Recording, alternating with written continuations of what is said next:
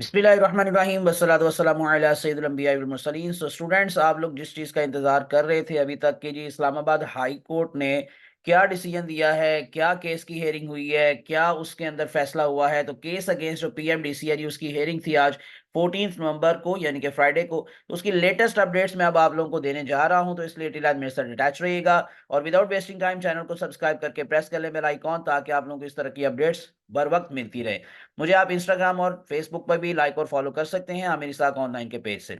तो मैं आपको जी डायरेक्टली विदाउट वेस्टिंग टाइम जरा इसकी डिटेल में लेके चलता हूं, जो की अपडेट्स हैं अब तक की।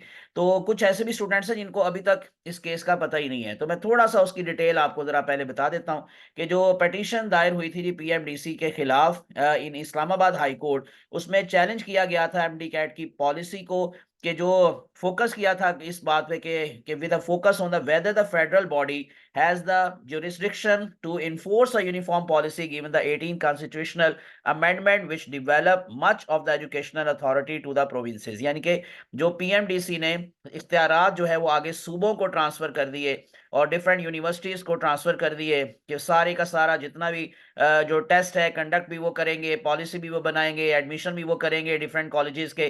तो इसके खिलाफ पटिशन दायर हुई थी कि जो एक्ट है 2022 का, उसमें इख्तियारात सारे सारे का सारा जो पीएमडीसी को दिया गया है, तो वो आगे इख्तियारात आगे फर्दर ट्रांसफर कैसे कर सकती है, तो उसके हवाले से ये पिटीशन दायर हुई थी। तो डेट्स वाई वो जो इसमें वैलिडिटी का फार्मूला था या फिर इक्वालेंस फार्मूला, उसको भी किसी हद तक बीच में लेके आ जाना था।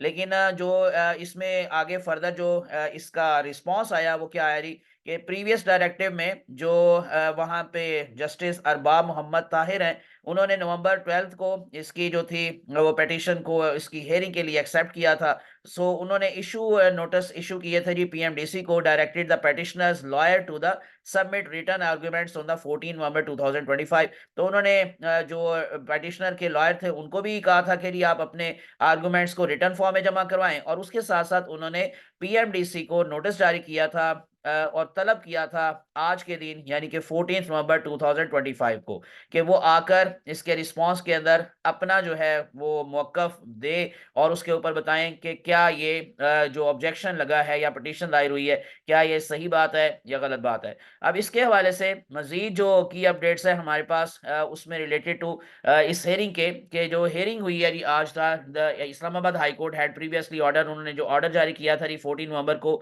पेश होने के हवाले से, the case was relisted for a future date as the real arguments from both sides could not be presented. तो पीएमडीसी के जो वकील हैं जी, उनके जो लॉयर थे वो आज पेश ही नहीं हुए, और उसके साथ साथ दोनों साइड से जो आर्ग्यूमेंट्स थे वो प्रेजेंट नहीं किए गए, यानी कि रिटर्न फॉर्म में आर्ग्यूमेंट्स मांगे गए थे पेटिशनर से, वो भी प्रेजेंट नहीं किए गए। और पीएमडीसी को तलब किया गया था, लेकिन उनके वकील भी आज पेश नहीं हो सके। तो इसी वजह से केस को रीलिस्ट कर दिया गया है, यानी कि अब अगली डेट दे दी गई है। अब अगली डेट अभी क्या है ये कंफर्म नहीं है, क्योंकि जो भी हेयरिंग होती है वो इस्लामाबाद हाई कोर्ट की वेबसाइट पर उसका रिजल्ट आ जाता है। लेकिन अभी मैं चेक कर रहा था, और आप खुद से भी चेक कर सकते हैं जी, आप सिंपली इस्लामाबाद हाई कोर्ट की वेबसाइट पे जाकर जो केसेस हैं, यानी कि जो हेयरिंग होनी है या जिस डेट को होनी है, वो आप लोग खुद भी जाकर चेक कर सकते हैं। लेकिन अभी फिलहाल उन्होंने ऐसा कोई पब्लिक नहीं किया, डेट को पब्लिक नहीं किया, यानी कि किस डेट को अब नेक्स्ट जो है वो हेयरिंग होगी। लेकिन सिर्फ ये पता चल गया है द केस वाज रीलिस्टेड, यानी कि आज के दिन कुछ भी अहम डिसीजन नहीं हो पाया, सिर्फ और सिर्फ केस को रीलिस्ट कर दिया गया है फॉर फ्यूचर डेट। तो अगली कोई डेट है जो उसके अंदर अब इसकी हेयरिंग दोबारा से होगी। ये मैंने अब आपको बता दिया है कि सिंपली मैं दोबारा बता दूं कि जो आज केस सुना जाना था वो एज सच नहीं हो सका। तो as it had issued the notice to the Pakistan medical council, और उसमें मैंने जैसे आपको बताया the case was relisted for a future date. तो ये कुछ जी लेटेस्ट अपडेट्स थी। इंशाल्लाह मजीद जो भी आएंगी मैं आपके साथ इंशाल्लाह जरूर शेयर करूंगा। इसलिए विदाउट वेस्टिंग टाइम चैनल को सब्सक्राइब करके प्रेस कर लीजिए बेल का आइकॉन। मुझे अपनी दुआ में याद रखिएगा। अल्लाह आप सबका हामी नासिर हो। अल्लाह हाफिज।